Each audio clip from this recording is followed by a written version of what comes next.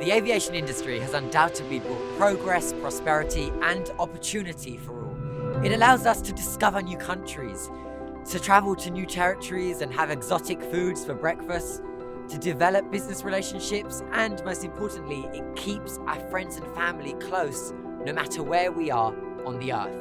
But with all good things in life, this comes at a price. Air travel contributes around 2% of the world's carbon emissions.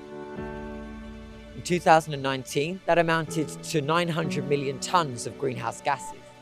In a world where COVID-19 had hit, we have seen for ourselves the impact of fewer emissions on the environment. But for a hard-to-abate sector like the aviation industry, to tackle emissions is an uphill climb. Ultimately, it's an entire ecosystem whereby everyone has a role to play, from businesses to the consumers. I'm Alex Macheras, aviation analyst, and in this video series, we're going to be looking at the different ways we can tackle emissions, ultimately to be able to fly and emit less.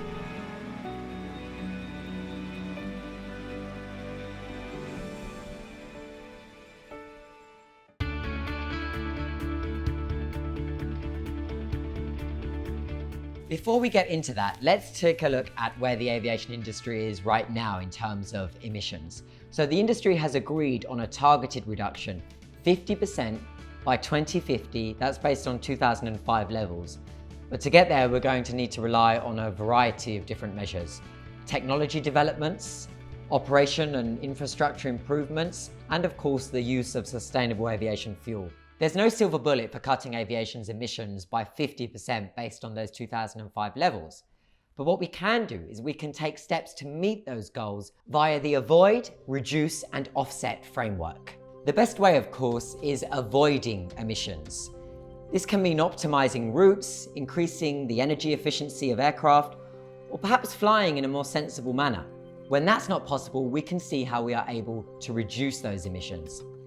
This could be by using low carbon fuels such as sustainable aviation fuel and enhancing operational efficiencies. However, the measures to avoid and reduce take time to scale. In parallel, we can work with a framework to help us to offset.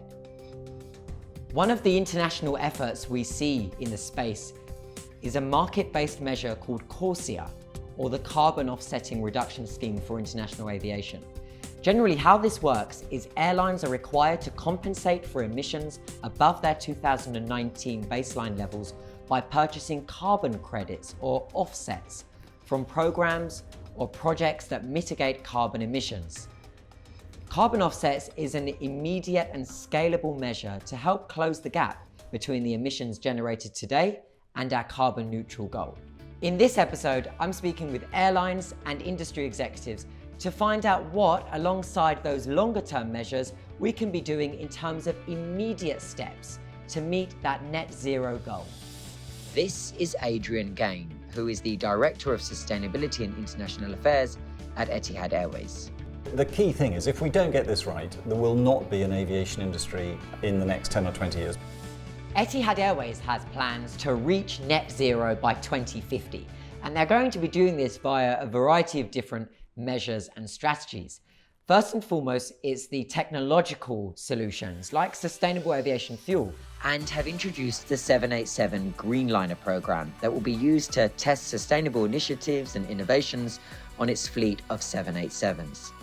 We took this process in two steps. The first one is that we as a company have to show leadership in terms of what we are doing about our emissions. So that's the first thing. You can't expect your customers to do all the work for you. So if a passenger gets on our Greenliner this year, they know that their journey is completely offset. There is no net carbon emission from that flight.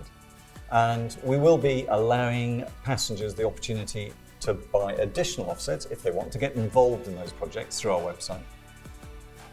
There are so many ways in which we can offset our carbon footprint, just like how Etihad is doing. As more companies are committing and pledging to reduce their greenhouse gases, carbon offset schemes are now a dime in a dozen. It's estimated that the global market for carbon offsets could reach $200 billion by 2050. With the wealth of information out there, here's the big question. What factors should we consider when choosing a project to offset carbon? To find out, I'm talking to an expert in this area, Duncan van Bergen from the Shell Nature-Based Solutions business. Alex, hi. It's great to be doing this together with you. There's quite a bit of care that needs to go into picking a carbon credit. Now, first, even before you get to the carbon credit, what's important is to figure out where does offsetting fit in the climate strategy? Where does it fit in your action plan on the emissions footprint? Offsetting really only has a place in a concerted approach to avoiding emissions in the first place, reducing them, and then offsetting. But indeed, once you get to the offsetting part, it is so crucial to pick a quality carbon credit. So what's the criteria specifically for being able to outline the best quality? Carbon credits you choose have been verified by one of the well-known and trusted standards that exist for that. These independent bodies are a kind of litmus test or quality control on the effectiveness of carbon offset schemes, and there are many that exist today. These bodies look at, does it meet additionality tests? Would this sequestration of carbon have happened had it not been for the project? It also looks at permanence. Does the sequestration of the CO2 last for a generation or more so that it really has an impact? It also looks at leakage. Does this program, if it's successfully implemented, actually just move emissions to another part or another ecosystem if it's in nature? At Shell, we do our best to provide an additional layer on scrutiny because we think it's important that in an offsetting program, the credits you choose really make a difference. It's so important to know that the program you're investing in is sustainable for the long term. On top of that, I think it's also vital for these projects to have a net positive effect on climate, community, and of course biodiversity. You're spot on, Alex. These co-benefits are really about, does this project have a net positive impact and all the other sustainable development goals that you can link them to? There are a huge variety of carbon offset schemes, from forestry and conservation to renewable energy and waste to energy projects. With all these choices, I wanted to get some insight in the thought process of selecting projects and offset partners to work with. We looked at a number of suppliers and experts in the field who are involved in the carbon offset space. It's a relatively new discipline, but the great thing is Shell's been doing it a longer time than most, actually, probably 10 or 15 years. We were very confident with their projects in terms of their having an additionality aspect of carbon dioxide sequestration, including biodiversity and community as well. It's important that we work together. We've got aircraft who've been offset, we've got fuel producers who are offsetting or coming up with new technologies, giving us new ideas how we can get around the planet more sustainably. That's great news for everybody. So is it a kind of, if you're going to do it, you've got to do it in the right way? That's absolutely right. Yep, and we think it's a trend that will continue. One type of offset that checks all the boxes that Adrian was speaking about, a nature-based solution. It's well proven that nature has the potential to provide up to a third of the climate solution by 2030. And Duncan can tell me more on this subject. Nature-based solutions is really the sum of all the activities you can undertake to work together with nature, be it forests or wetlands or mangroves or grasslands or even agriculture, to sequester more CO2 and to avoid the emissions of greenhouse gases into the atmosphere, and doing that as part of contributing to addressing climate change. Can you give me an example of where Shell has these nature-based solutions? Because I know there are many places where these projects are. I'm based in Singapore, Southeast Asia, and particularly the island of Borneo, where the Katinga Mentaya project is. The project has been successful at developing new ways of enhancing livelihoods, including agroforestry, and the ecosystem is conserved. The Katinga Mentaya project protects peatland habitats in central Kalimantan, Indonesia. In fact, this is one of the schemes that Etihad invests in. Peatlands are a type of wetlands that cover 3% of land globally and are the largest natural carbon store on land. Damaged peatlands contribute about 10% of greenhouse gas emissions from the land use sector. The project is out there to help with the conservation of more than 150,000 hectares of very biodiverse, very unique peat swamp forest. 150,000 hectares is roughly 3.5 times the size of Venice. Now, the amount of CO2 stored there amounts to approximately 7.5 million carbon credits. That's the equivalent to 17 million transatlantic single economy class flights between London and New York. It's the whole chain, isn't it? Ultimately, to prevent deforestation, it's not as simple as simply marking an area down as conserved, but it's about what was causing that deforestation in the first place. And in this case, it's about protecting the livelihoods of those who depend on this environment.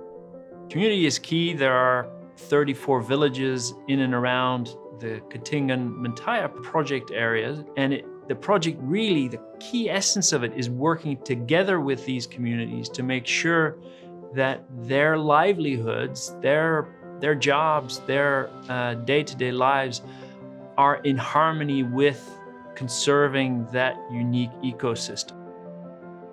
And this project itself, of course, has a lot to protect in terms of the biodiversity, which is quite unique to this part of Indonesia. I've visited it. I've been so impressed by what this project does. And I've had the chance to look at some of the footage from the camera traps that are placed here and there through the project area as part of research projects that have been ongoing. I've seen footage of clouded leopards. I've seen pangolins through the areas, sun bears. There are quite a few orangutans throughout the project area. So yeah, it's quite unique in that respect as well. Given that these are nature-based solutions that are protecting communities, biodiversities, offering us longer-term solutions like carbon credits, but also enabling us to be able to offset our own carbon, I think this is the journey that the entire aviation sector will continue. You know, we all have a role to play, as we mentioned, and we're definitely now making those steps in the right direction. Yeah, Alex, when I think of aviation, I've always thought of aviation as the business of dreams. People go on honeymoon, people make their first big international trip, but also it's dreams of creating business, to create wealth, to help people move forward. So if we can combine that business of dreams together with, hey, let's do the dreaming in a responsible, sustainable way, then for sure we have to be onto something. Duncan, I couldn't have put it better myself. One of the ways that we're able to fly and emit less is by offsetting our unavoidable carbon emissions. That's through engaging and ultimately putting our dollars into schemes and projects that really matter, those that make a difference, like the Katingan-Mentaya project in Indonesia, for example. You know, no one is saying this is going to be easy, and carbon offsetting alone isn't going to be the only solution. But what it does do is it puts us on the right track to making that first step and giving us the opportunity to be ready to take further steps. We've all got this common goal. So if we did all get involved, and it really is going to be a collaborative approach that's required, airlines, airports, businesses, all stakeholders of our aviation ecosystem, we can work together to achieve progress in this area. Join me on the next episode as I'll be looking at more ways in how we can fly and emit less, including at sustainable aviation fuel and how it helps move us towards flying carbon neutral.